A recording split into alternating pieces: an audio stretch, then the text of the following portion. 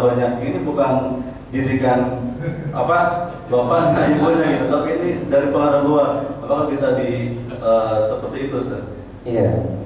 Bismillahirrahmanirrahim. Pertama, mendidik itu seni, seni mengubah jiwa manusia. Karena itu jangan stres. Mendidik itu kita harus bahagia. Ya. Kita juga jangan terlampau. Jadi gini, kadang-kadang seorang ustaz didik anaknya lebih kejam dari anak orang lain, atau lebih nggak sabar dibandingkan orang lain. Biasa saja. Persepsikan anak kita sebagai murid kita secara umum. Kita punya pondok, kita punya anak-anak itu kan sama di antaranya ada anak kita, sama aja sebenarnya. Jangan menganggap anak kita harus lebih dari anak lain. Kadang-kadang mungkin yang terbaik itu justru anak orang lain.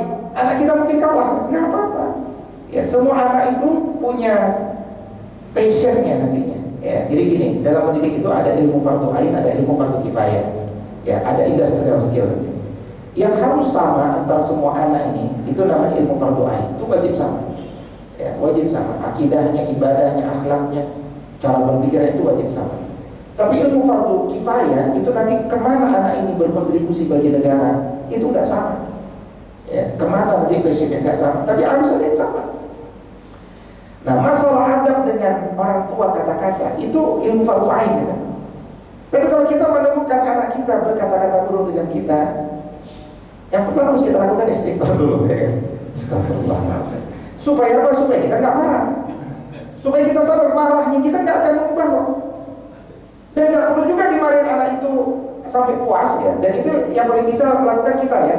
Kalau ibunya nggak bisa. Ibunya itu ya bukan ibu istri atau semua kan. Kalau udah marah kan yang penting puas. Ya kan? Beda sama kita itu kalau marah terukur. Ya. Dan kita nggak perlu marah itu, kita bisa marah 3 hari lagi. Padahal kejadiannya 3 hari yang lalu. Itu kita laki-laki. Makanya kita itu kepala sekolah itu kan kita bisa membuat satu suasana. Jadi nomor 1 yang harus diubah di sana adalah menyadarkan anak itu bahwa dia salah. Jangan sampai dia nggak tahu itu salah.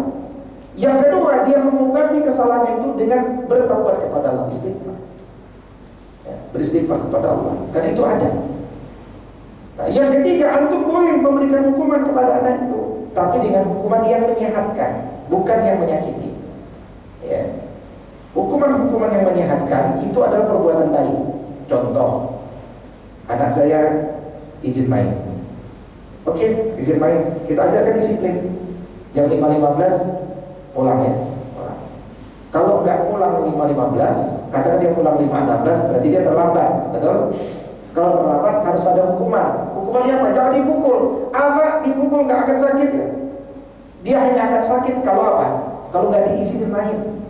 Itu berat sebenarnya. Dia rela melakukan apa supaya izin main. Begitu. Kita harus tahu psikologi atau dasarnya.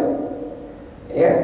Nah, maka kemudian, oke, yang paling sakit nggak izin main. Kamu kalau terlambat dihukum pasti. Kamu pilih hukuman.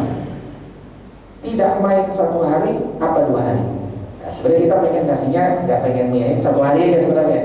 Iya kan, sebenarnya 1 hari bukan 2 hari. Tapi cara nanyanya adalah kita yang nanya, kita kasih pilihan mau 1 hari apa 2 hari. Dia milih mana? 1 hari. Siapa yang milih? Dia. Nah, ini metode. Saya udah praktekkan ini. Begitu dia yang milih, dia akan merasa bertanggung jawab.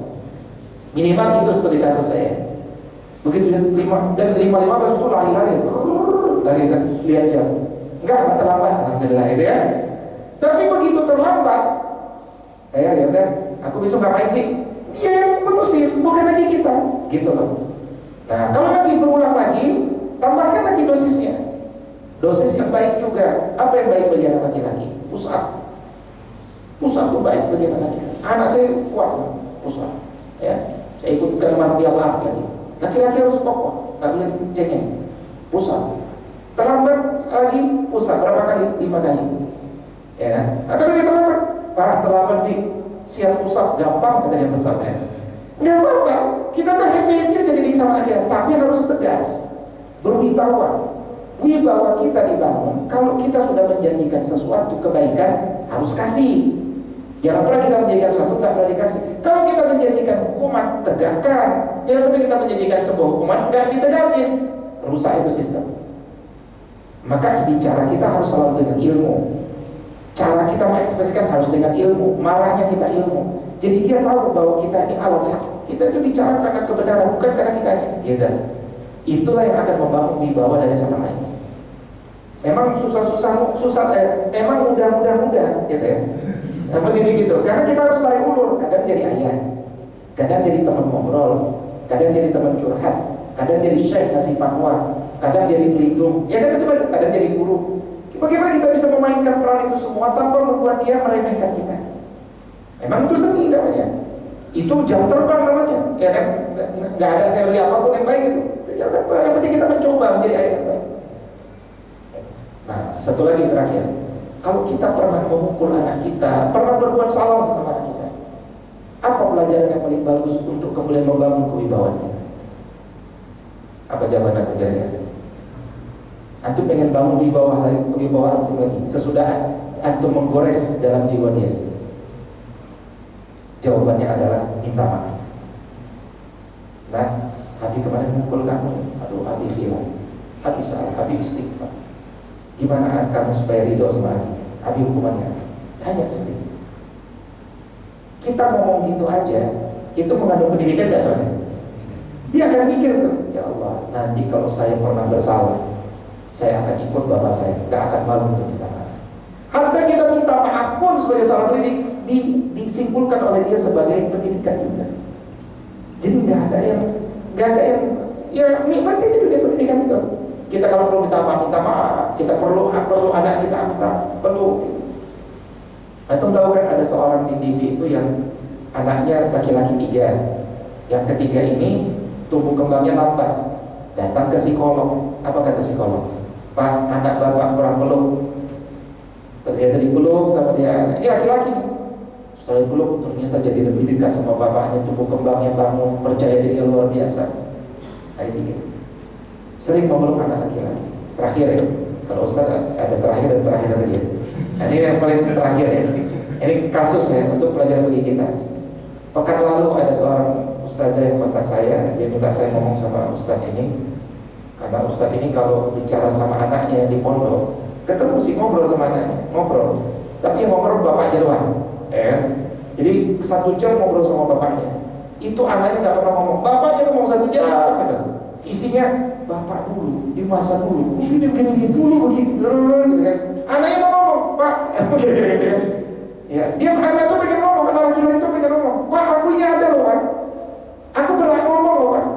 Kita nggak kasih dia ngomong. Apa yang terjadi Pak?